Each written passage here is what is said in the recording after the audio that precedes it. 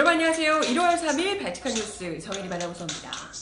김태우 폭로가 자유한국당의 완패로 끝이 나자 이번엔 전직 기재부 사무관이라는 신재민 씨 폭로가 도마로 올랐습니다. 어제 기자회견을 열고 본인이 제기한 KTNG 사장 선임과 적자국채 발행 논의 과정에 청와대 압력이 있었다는 의혹에 대해 기자회견을 열었던 신재민 씨.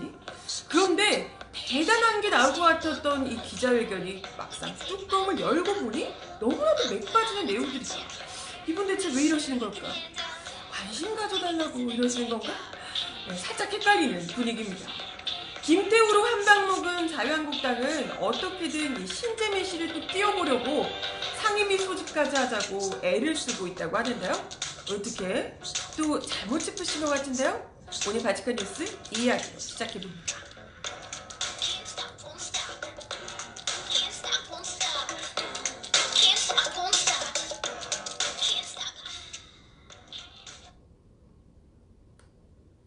네, 여러분 어서오세요. 1월 3일 발칙한 뉴스 정혜림입니다. 어제 한껏 김태우 수사관 이야기를 열심히 떠들었는데 바로 그 얘기를 하자마자 이번에는 또 다른 신재민 전 이 비서관 이야기가 지금 또 한껏 떠오르고 있습니다. 사실 저는 이 김태우 수사관 것만 조금 알고 있었고 신재민 씨 관련한 이야기를 잘 몰랐거든요. 유튜브나 뭐 고대 쪽 이런 뭐 고파스 이런 데 뭐 올라오고 뭐 했다고 하는데 정확하게 무슨 내용인지 잘 몰랐고 그냥 오히려 너무 연결돼서 이야기가 막 이렇게 나오는 것 같아서 연관돼 있는 사건인 줄 알았어요. 근데 아니더라고요. 완전 다른 문제던데. 이 관련해서 취재하는 우리 기자한테 제가 물어봤거든요. 근데 두 사건은 사건 자체도 완전 다르고 그 폭로의 성격도 완전 다르다. 그렇게 이야기를 하더라고요. 뭐 일단 아시다시피 김태우 수사관 같은 경우에는 비위 행위자였고요. 그죠? 본인의 허물을 덮기 위해서 이걸 오히려 일종의 자기가 먹던 우물에 침을 뱉는 지금 이런 상황이 되고 있는 것 같고요. 그걸 이제 자유한국당이 열심히 이용을 해먹으려고 막 이제 달려들어서 하다가 지금 이제 좀 이게 실패를 한 거죠. 자유한국당은 어떻게든 끌고 가고 싶어 하지만 그게 쉽지 않은 상황인데 신재민 씨 같은 경우에는 조금 다릅니다. 뭐 본인이 지금 뭐 폭로를 하면서 일단 공무상 비밀을 누설하게 된 이런 뭐 문제가 있긴 하지만 그 전에 뭐 일하면서 문제가 있었던 사람은 아닌 듯 하고요. 5급 공무원으로 일을 한 거 한 5년 정도 뭐 일을 한 듯 합니다. 네. 나이가 저보다 한두 살 어린 것 같은 이런 느낌이더라고요. 그러신 것 같은데. 아무튼. 근데 뭐 현장에 다녀온 기자들 말로는요. 이분이 뭐 정말 이렇게 뭐랄까 좀 해맑은 얼굴로 본인이 정말 그렇게 믿고 있는 것처럼 얘기를 하시더래요. 진짜 이거 본인의 소신은 정말 그런 것 같은 이런 느낌이더라는 거예요. 본인이 정말 이렇게 이 지금 문재인 정부에서 뭔가 잘못했다 이렇게 본인은 정말 진심으로 믿고 있는 것 같은 느낌이더라 라고 이제 이게 김태우하고는 완전 좀 다른 느낌이었다는 거죠. 그럼 대체 이 사람은 뭐가 문제라고 이렇게 나서서 이야기를 하고 계시는 건가? 얘기를 들어보니까요. 기자회견 한다 그래서 뭔가 대단한 폭로가 진짜 추가로 또 나오지 않을까? 이런 좀 기대를 하신 분들이 계셨을 텐데 얘기를 들어보니까 살짝 점점 갸우뚱해지는 거예요. 구체적으로 알면 알수록. 그래서 제가 오늘 좀 같이 이야기를 뭐가 조금 이상한 부분인지를 여러분이랑 같이 얘기를 해보려고 가져봤습니다. 우선 이분이 주장하는 의혹 중에 청와대가 이제 외압을 넣었다고 주장하는 첫 번째가요. 박근혜 정부 때 선임된 KTNG 사장을 교체하기 위해서 청와대가 압력을 행사했다. 이런 의혹입니다. 첫 번째 의혹이요. 근데 이건 뭐 그래요. 상식적으로 그럴 수 있는 개연성이 있죠. 왜냐하면 뭐 공기업사장을 박근혜 정부 때 인물이 지금 계속해서 잡고 있고 또 그때 특히 문제가 좀 있어서 이 사장이 금감원 조사도 들어가고 뭐 이런 게 있었다고 하더라고요. 그러니까 뭐 진짠지는 몰라도 청와대가 바꾸고 싶어 할 수는 있었겠죠. 충분히 이해가 됩니다. 이게 이제 이 뭐랄까요 이제 당위성 청와대가 바꾸고 싶어 했을 가능성이 있다 이렇게 얘기를 할 수 있습니다. 근데 중요한 게 뭔지 아세요? 교체가 안 됐어. 응? 이렇게 됐어. 아니, 청와대가 교체하고 싶어서 외압을 넣었잖아요. 외압을 넣었다고 주장을 합니다. 그런데 교체가 안 됐어. 뭐야? 청와대가 외압을 넣었는데, 공기업 사장을 바꾸라고 외압을 넣었는데 시도 안 먹혀. 그것도 공기업 사장인데. 이게 되나요? 이게 말이 되나? 아니, 진짜 바뀌었으면, 아, 청와대가 진짜 바꾸고 싶어 해서 외압을 넣어가지고 뭔가 됐나? 정말 그런가? 라고 의심할 수 있잖아요. 근데 안 바뀌었어. 이게 뭐가 외압일까요? 좀 상식적으로 약간 이해가 안 돼서 이게 왜 안 외압인지. 청와대가 외압을 너무 약하게 넣은 거 아닌가? 외압을 넣었으면 청와대가 너무, 다들 이 KTNG며 이런 공기업에서 청와대를 너무 쉽게 보나? 외압을 넣었는데 안 되고. 심지어 이 KTNG의 일대 주주가요, 국민연금공단이랍니다. 국민연금공단이야말로 정말 정부 입김이 엄청 강하게 들어가겠죠. 그런데 국민연금공단마저도 청와대의 뜻과 달리 사장 연임에 찬성을 했답니다. 뭐야? 청와대가 압력 넣는데 국민연금공단이 개겨요? 개겨요? 이게 뭐야? 글쎄 뭐 이 신재민 전 사무관의 말대로 청와대가 정말 그러고 싶은 마음이 굴뚝 같았는지는 모르겠지만, 진짜 그랬는지 몰라도 사실상 이 애들은 국민연금공단이고 뭐 다들 아무도 외압으로 안 느낀 겁니다. 그렇잖아요. 아니, 외압으로 느꼈으면 청와대가 그러라고 하는데 지금 공기업이 막 국민연금공단이 이렇게 했겠습니까? 청와대에 반하는, 정말 외압이라고 느꼈으면 그랬겠어요? 그것도 사실 뭐 이런 얘기들도 있어요. 전문가들은 정부가 이렇게 지분을 간접적으로 보유하고 있는 KTNG처럼 민영화된 공기업을 대상으로 정부가 주주권을 어떻게 행사하는 것이 옳은 것인가, 이런 좀 명확한 기준을 이제 마련해야 될 때다라고 이야기를 합니다. 그러니까 사실 이전에는 아시다시피 다 이런데 정부가 다 꽂은 거거든요. 그죠? 이런 공기업들 우리가 이때까지 그렇게 해왔기 때문에 뭐 문재인 정부에서도 그렇게 하나? 이렇게 생각할 수 있는데 그렇게 안 된 거잖아. 연임이 돼버린 거잖아요. 그죠? 네.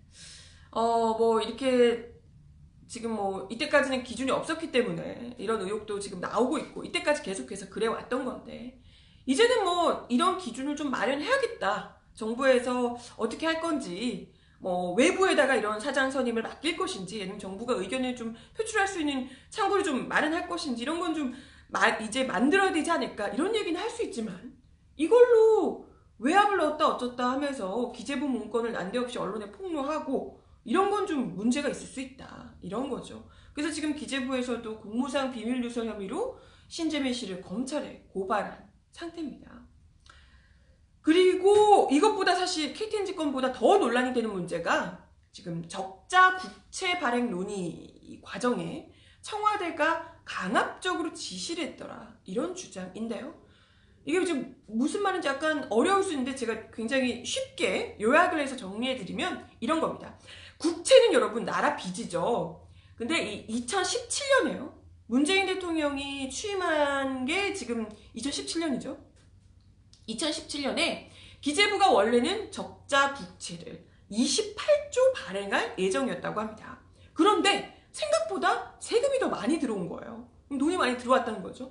그러면 빚을 좀 덜 내도 되지 않을까? 이렇게 기재부가 생각을 했다는 거예요. 28조 말고 20조만 빚을 내도 되겠는데? 이렇게 생각을 했다는 겁니다. 기재부에 계셨던 이 신재민 씨가 그렇게 생각을 했대요.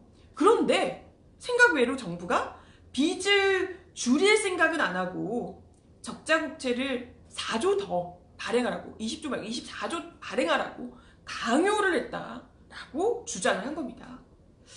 이게 외압이라고. 기재부는 빚을 갚으세요 라고 얘기했는데 정부가 안 돼, 빚 더 내야 돼 라고 얘기를 했다고. 이게 외압이라고 주장을 한 겁니다. 이게 핵심적인 내용이에요. 다들 지금 약간 이게 뭐지? 이런 생각을 하시죠? 아니, 청와대는 기재부보다 상급 기관이잖아요. 그죠? 기재부가 독립된 기관이 아니고 정부 기관이잖아요. 정부 기관이고. 그걸 다 떠나서, 물론 기재부가 그런 의견을 얼마든지 제시할 수 있지만 기재부의 얘기를 청와대가 무조건적으로 따라야 되는 건 아니잖아요. 그리고 청와대와 내각이 어떤 문제에 있어서 이렇게 협의를 하고 의견을 개진하고 뭐 그러는 게 뭐가 문제인가 이런 생각이 드는 거죠. 그죠? 기재부는 당연히 나라 살림을 더 알차게 쓰는 걸 골몰하는 부서입니다. 그죠? 그러니까 이렇게 생각할 수 있겠죠. 빚을 좀 적게 내야 됩니다. 이렇게 주장을 하실 수가 있겠죠. 근데 다른 부서에서는 어떨까요? 뭐 보건복지부 이런 데서 이번에 복지 차원에서 이런 예산을 복지 예산을 더 많이 늘려야 합니다. 이런 주장을 할 수 있죠.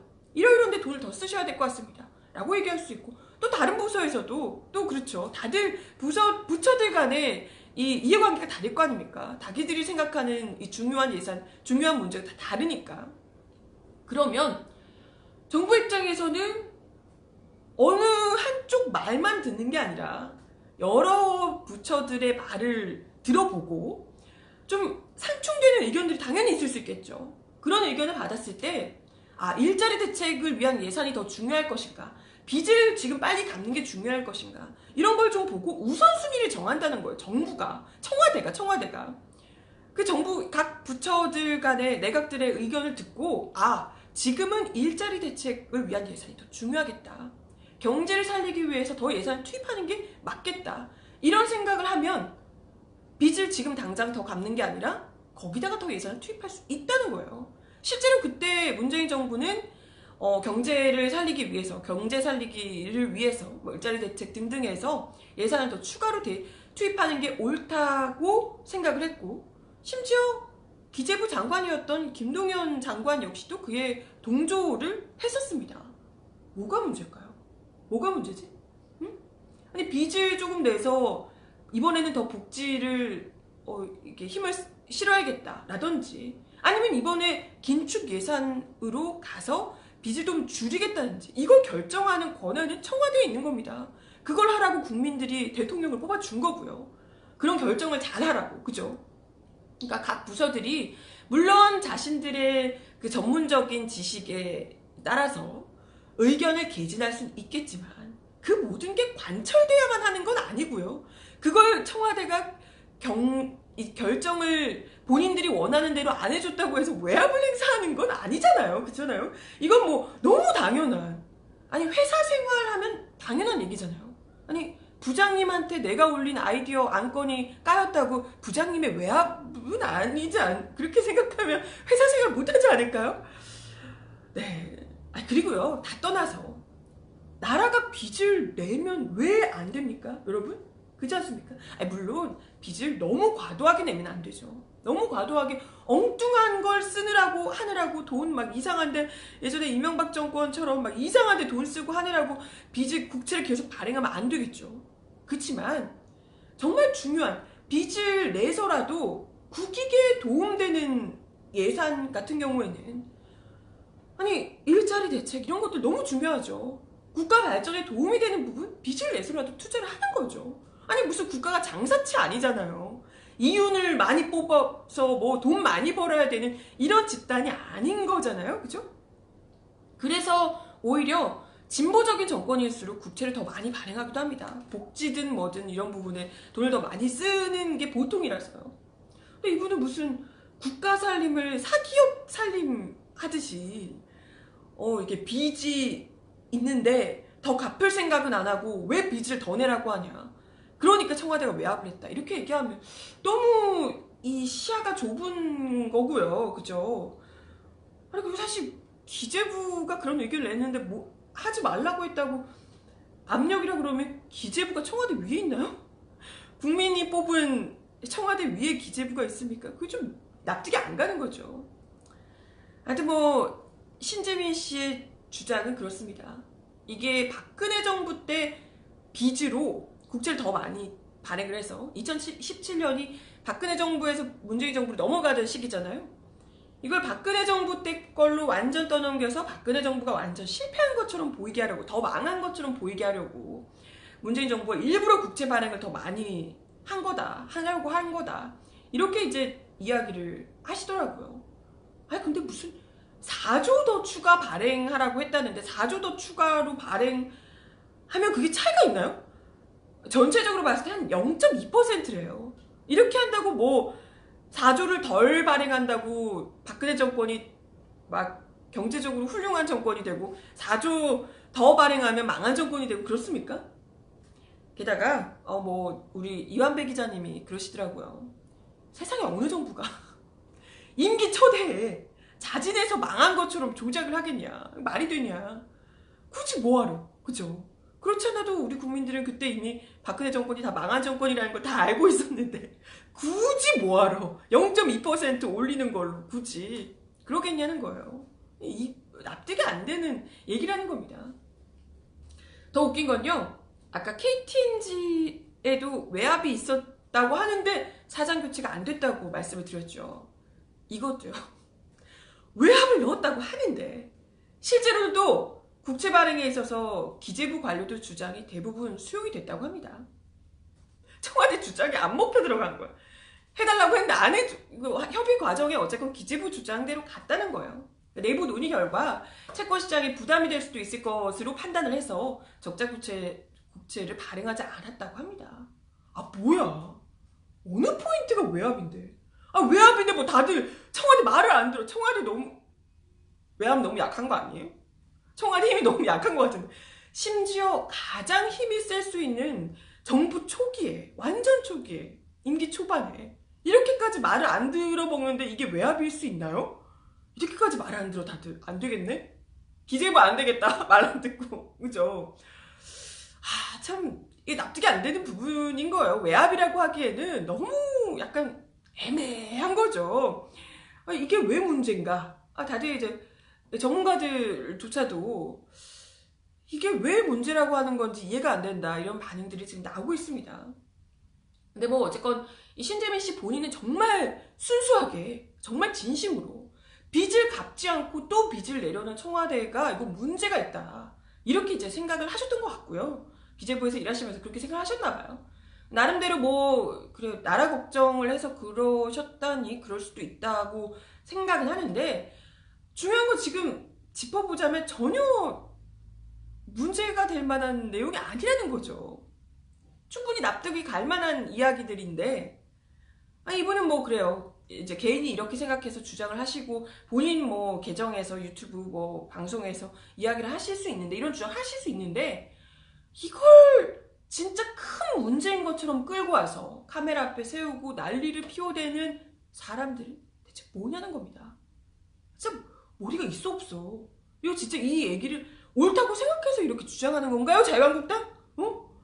지금 자유한국당이 뭐 김태우 건도 지금 바른미래당에서조차도 지금 딱 선을 긋고 딱 들어보니까 안 될 것 같으니까 바른미래당에서도 아예 선을 긋고 이건 뭐 국정조사고 뭐 안 된다, 이미 다 끝난 건이다, 이렇게 얘기를 하니까 지금 이제 신재민 씨 건을 두고 어떻게든 더 키워보려고 재정 조작이라며.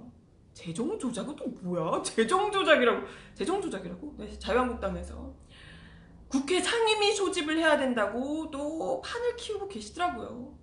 아 진짜, 아니 뭐 해줘도 뭐 말도 못하지만 뭐 어쩌라고 진짜 계속 억지 쓰고 지금 이러고 있어요. 아 진짜 좀, 아니 괜히 그 순진한 청년 앞세워가지고 정치적으로 이용해먹고 진짜 좀 그러지 마세요. 인간적으로 왜 그러십니까? 아, 야당이 물론 이제 정부와 여당을 감시하고 이런 역할이 분명히 있지만, 아무리 그래도 이게 적당히 논리가 되는 이야기를 주장을 하셔야 되는 거잖아요. 말이 앞뒤가 맞는 얘기를 하셔야 되잖아요. 그렇지 않습니까? 아니 뭐 책임지지도 못할 말을 그냥 이렇게 막 억지 쓰면서 소리만 지르면 다 끝인 줄 아는지, 그래놓고 막상 논리적으로 붙으면 말도 못하면서 왜 이러실까? 하여튼 참 답답하고요. 지금 또 뭐 채팅창에서도 아까 얘기하시던데, 아이고, 자유한국당 아니라고. 네. 지금 또 이게 뭔지 조금 전에 들려온 소식이, 신재민 전 사무관이 극단적인 선택을 암시하는 문자만 남기고 잠적을 했다는 이야기가 들려오더라고요. 아이고 진짜. 그러니까 사실 이게 지금 별 문제가 아닌 내용인데 이걸 막 너무 크게 판을 키워놔 버리니까 사람이 얼마나 지금 그게 몰렸겠어요. 아이고, 네, 별일이 없어야 될 텐데 큰일이네요. 참, 이게 뭔 일인가. 갑자기 지금 그러니까 까놓고 보니까 진짜 이렇게 할 만한 내용이 전혀 아닌데 이걸 막 자유한국당에서 막 부추기고 막 부채질을 해대고 이러니까 지금 엄하게 지금 이상한데 지금 이게 일이 커져가지고 욕을 먹고 지금 그러고 있지 않나 이런 생각이 들고요. 아, 이분의 주장은 뭐 본인 개인적인 주장이니까 그럴 수 있는데 이걸 가지고 지금 일을 키우고 있는 분들이 더 지금 문제다 이런 이야기를 좀 드리고 싶고요. 아이고 참 걱정이네요. 네. 아무튼 별일이 없으시기를 네 간절히 바라겠습니다. 다음 소식 더 전해드릴게요. 여러분 또 뒷목 잡을 만한 뉴스 어제 많이 보셨을 것 같은데 요거 보셨나요? 전두환을 민주주의 아버지로 치켜 세운 부인 이순자. 아, 나 진짜 제가 지금 방송에서 욕을 할 수 없으니까 여러분이 채팅창에서 대신 욕을 좀 해주시고요. 네, 전두환 씨가 지금 그 조비오 신부에 대한 사자 명예훼손 혐의로 7일에 재판 출석 예정입니다. 아시죠? 애초에 재판 출석을 앞두고 있는 상황에서 부인 이순자 씨가 공개적으로 재판부 외압 의혹을 제기하면서 이런 말 같지도 않은 주장을 하셨습니다. 아주 진짜 조목조목 인터뷰 내용에 이 주장뿐만이 아니고요. 와 진짜 그 한 줄 한 줄 읽는데 혈압이 막 여기까지 막 올라오는 느낌 드는 거 있잖아요. 막, 절로 뒷목을 잡게 되더라고요. 저 혼자 뒷목 잡을 수 없어서 우리 채팅창에서 같이 분노 좀 해주시라고 이 이야기를 가져와 봤습니다. 뭐 뉴스타운인가요? 무슨 극우 보수 인터넷 매체와 인터뷰를 하셨다고 해요. 이순자 씨가. 여기서 이렇게 얘기를 하셨어요. 계엄령이 선포됐고 명을 받고 광주에서 임무를 수행한 사람은 역적으로 몰리고 무기를 들고 데모한 사람은 민주화 영웅이 됐잖아요. 덧붙여서 국군은 살인마로 몰리고 있잖아요. 네? 뭐라고요? 진짜 이거 뭐지? 그 계엄령 누가 선포했을까? 댁의 남편이 하셨잖아요. 자기가 계엄령 선포를 해놓고 피해자인 것처럼 이렇게 얘기하면 뭐야? 아니 국군을 살인마로 내모는 게 아니고요. 댁의 남편을 살인마로 얘기를 하는 겁니다. 누가 국군을 살인마로 내몰았습니까? 댁을 독재자이자 학살자 홀로코스트를 자행한 전두환 씨를 학살자라고 하는 거지 누구도 국군을 살인마라고 하지 않습니다. 거기서 전두환에 동조해서 같이 무고한 시민들을 학살한 그런 사람들을 학살자라고 하는 거죠. 무슨 어디서 퉁치려고 진짜 어이가 없네. 거의 뭐 이분이 인터뷰에서 얘기한 내용이요. 거의 전두환 회고록을 고스란히 읊어놓은 듯한 주장을 계속해서 했는데요. 뭐 광주에 파견돼 정당한 임무를 수행한 국군 장병들이 헬기에서 기총소사를 했다는 허위 주장 때문에 뒤집어쓰게 될 학살자의 누명을 반드시 벗겨줘야 되겠다. 이렇게 이제 자기가 이야기를 하면서 민주주의 아버지니 뭐 이런 얘기를 한 거예요. 아니 근데 억울한 누명을 썼다 그러는데 헬기에서 기총소사 아니 그 흔적이 다 남아있잖아요. 건물에 다 기총소사 한 흔적이 남아있고 실제로 거기에 그 막 가운 뚫리고 거기 그 실제로 그 본 사람들이 다 있는데 그 사람들이 단체로 무슨 정신병이라도 걸렸단 말이에요. 뭐야 대체. 뭐 분명히 이분은 글쎄 재판을 이제 7일날 하니까 그걸 염두에 두고 어떻게든 이제 여론몰이를 해보겠다고 애를 쓰시는 것 같은데 아 당연히 뭐 뻔하잖아요. 그죠? 그 속셈이야. 그렇지만 그걸 알면서도 지금 이런 발언들을 들어주기란 진짜 아 정말 쉽지가 않네요. 웬만한 평정심을 가지고 이걸 이야기를 듣기가 참 이게 쉽지가 않습니다. 그렇죠? 전두환 씨가 지금 이 사자 명예훼손 혐의로 광주지방법원 출석을 앞두고 있는데 사실 작년 8월에 첫 재판 당시에 뭐 알츠하이머니 어쩌니 막 핑계대면서 재판에 불출석했던 바 있죠. 재판 계속해서 연기하고 뭐 건강이 어떠니 가게가 어렵니 하면서 계속해서 불출석을 했고 서울로 옮겨달라고 광주에서 재판 못 받겠다고 지금 막 생떼를 부리고 있고 그러고 있는 상황입니다. 그러면서 이 이순자 씨는 인터뷰에서 남편이 건강하셔서 모든 대책을 세우고 호기롭게 할 말을 다 했으면 얼마나 좋겠냐. 광주에 내려와서 증언하라는 것 자체가 일종의 코미디다. 조금 전 일도 기억 못하는 사람이 무슨 증언을 하느냐. 실체적 진실에 접근할 수 있는 말을 몇 마디 할 수 있는지 가족 입장에서 먹먹하다. 하늘이 원망스럽다.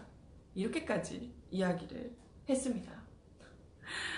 아니, 광주에서 지금 재판을 해야 되니까 광주에서 하는 거고요. 그 문제가 지금 재판부에서 서울에서 지금 판단할 사항이 아니고 재판부 광주에서 해야 된다라고 이미 결정을 한 거잖아요.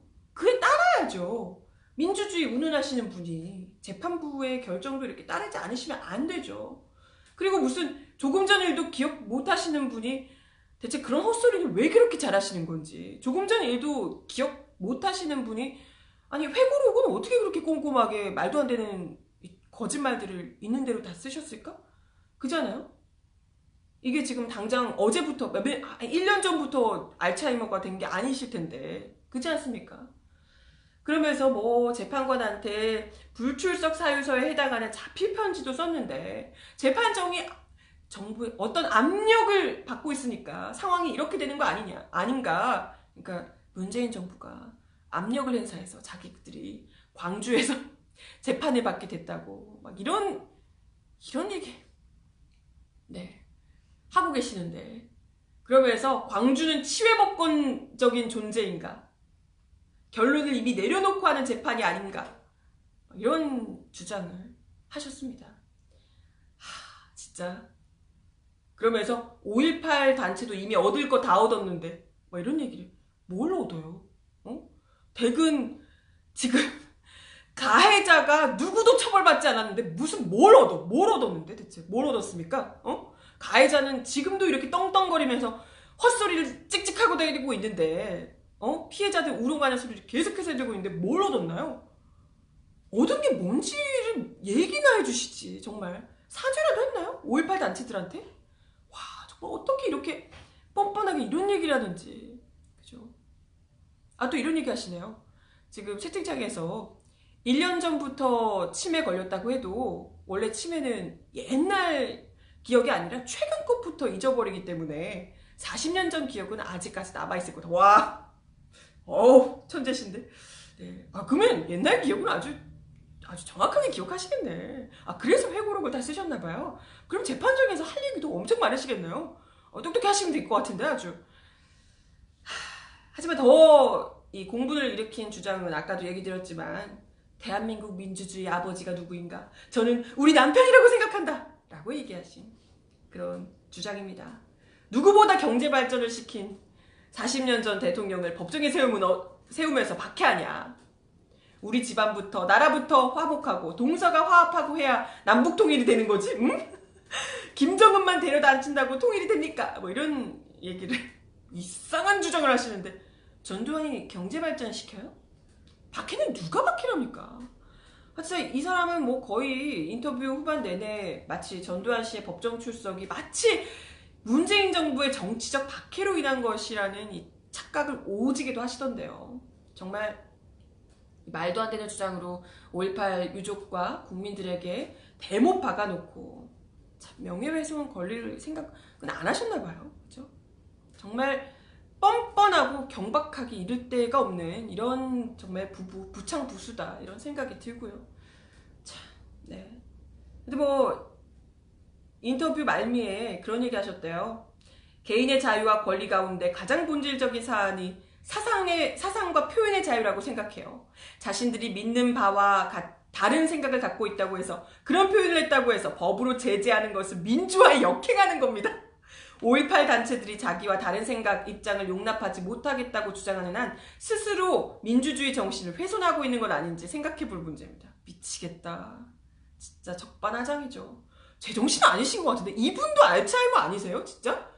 아니 그 사상과 표현의 자유를 억압해서 광주에서 수많은 이들을 죽음과 고통으로 내몰고 간 한국 현대사를 암흑으로 내몰았던 사람이 대체 누굴까요? 누굴까? 이순자 씨 댁의 남편인 전두환 씨예요. 진짜 어처구니가 없어서 아주. 네, 어떻게든 재판정에 서지 않기 위해서 안간힘을 쓰시는 것 같은데 진짜 애처롭지도 않고요. 가증스럽게 짝이 없네 정말. 이제야말로 국민들의 준엄한 심판을 정정당당히 받아들일 때가 아닐까 이런 생각이 들고, 제가 너무 열받아가지고 말을 너무 길었네요. 벌써 1시 넘었네요. 아 정말 어디서 감히 독재 학살자에게 민주주의를 갖다 붙이는지 진짜 정말 욕이 막 절로 나오는데 여러분들 욕 많이 해주셨죠? 네. 오늘도 발칙한 뉴스 함께 해주셔서 감사하고요. 저 말이 길었습니다. 발칙한 뉴스는 내일 12시 30분에 다시 오겠습니다. 오늘도 좋은 하루 보내시고 내일 다시 만나요. 안녕.